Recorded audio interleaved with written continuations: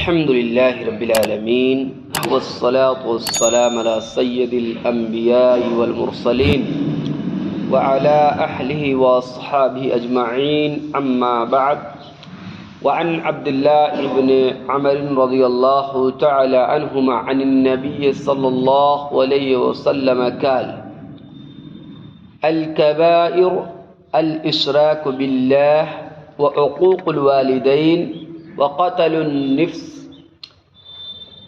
والیمین الغموس رواہ البخاری۔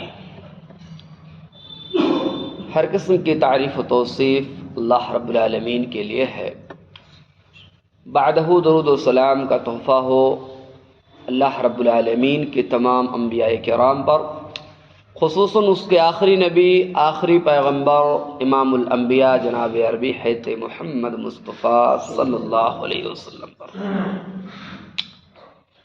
اسلامی بھائیوں اور دوستوں، بزرگوں، نوجوان ساتھیوں، چھوٹے پیارے عزیز بچوں، آج کے درس کے اندر صحیح بخاری کی ایک چھوٹی سی حدیث پڑھی گئی، جس کے راوی حضرت عبداللہ بن عمر رضی اللہ تعالی عنہما ہیں۔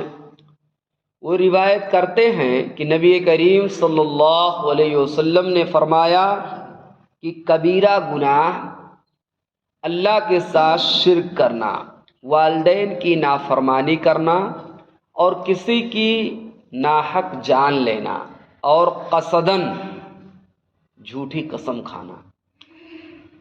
دیکھیے، اس حدیث کے اندر چند کبیرہ گناہ کا تذکرہ کیا گیا ہے۔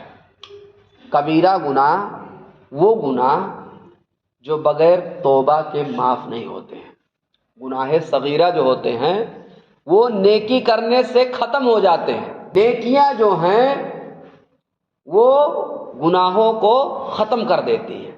تو یہاں پہ گناہ صغیرہ جو ہیں نیکیوں کے ذریعہ سے دھل جاتے ہیں۔ جیسے مثال کے طور پہ آدمی وضو کرتا ہے، حدیث کے اندر آتا ہے کہ جب آدمی وضو کرتا ہے تو اس کے گناہ اس کے ناخون سے جھڑ جاتے ہیں، نکل جاتے ہیں۔ جب وہ اپنے چہروں کو دھلتا ہے تو اس کے آنکھوں سے جو اگر اس طریقے سے گناہ صغیرہ ہوئے ہیں تو وہ نکل جاتے ہیں۔ لیکن گناہ کبیرہ جو ہے، کبیرہ گناہ جو ہے، بڑے گناہ، وہ توبہ کے بغیر معاف نہیں ہوتے ہیں۔ اس حدیث کے اندر چند ایسے گناہ کا تذکرہ ہے جو کبیرہ گناہ ہے۔ راوی حدیث ہے عبداللہ بن عمر رضی اللہ تعالی عنہما بیان فرماتے کہ اللہ کے نبی نے فرمایا کہ کبیرہ گناہ یہ ہے کہ اللہ کے ساتھ شرک کرنا۔ دیکھیے، یہ سب سے پہلی چیز کہ شرک کرنا اللہ کے ساتھ، یہ کبیرہ گناہ میں سے، یہ صغیرہ گناہ نہیں ہے۔ بغیر توبہ کے معافی کا کوئی چارہ ہی نہیں ہے۔ اگر جب تک آدمی توبہ نہیں کرے گا، سچے دل سے توبہ نہیں کرے گا، تب تک معاف نہیں ہوگا۔ اور اگر اسی حالت میں اس کا انتقال ہو گیا بغیر توبہ کے تو وہ ہمیشہ ہمیشہ کے لیے جہنم رسید ہو جائے گا، جہنم میں رہے گا۔ اس کے بعد میں اللہ کے نبی نے فرمایا وہ عقوق الوالدین، والدین کی نافرمانی کرنا۔ یہ والدین، ماں اور باپ،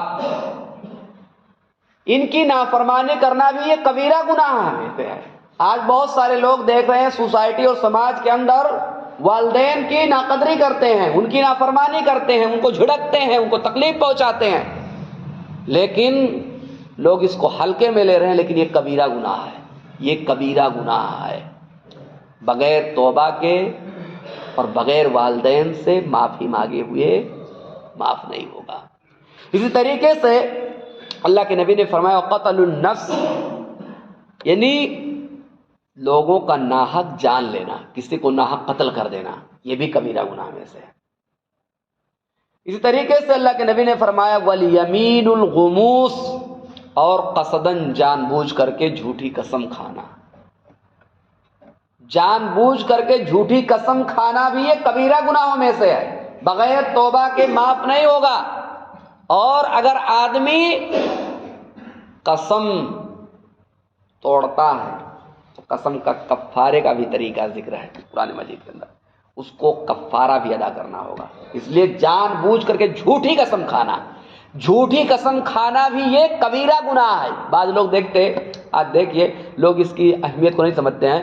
لوگ 500 2000 روپیہ دے دیے اور کورٹ کے اندر جا کر کے جھوٹی گواہی دیتے ہیں, قسم کھاتے ہیں, اور یہاں تک کہ اپنے کاروبار میں بھی قسم کھاتے ہیں جھوٹی, اللہ کا حوالہ دے کر کے, اور لوگوں کو اعتبار دلاتے ہیں, جھوٹی قسم کھاتے ہیں, بالکل جھوٹی قسم کھاتے ہیں کہ اللہ کی قسم اتنے میں ہی میں نے خریدا ہے, جبکہ وہ اتنے میں نہیں خریدے ہوتے.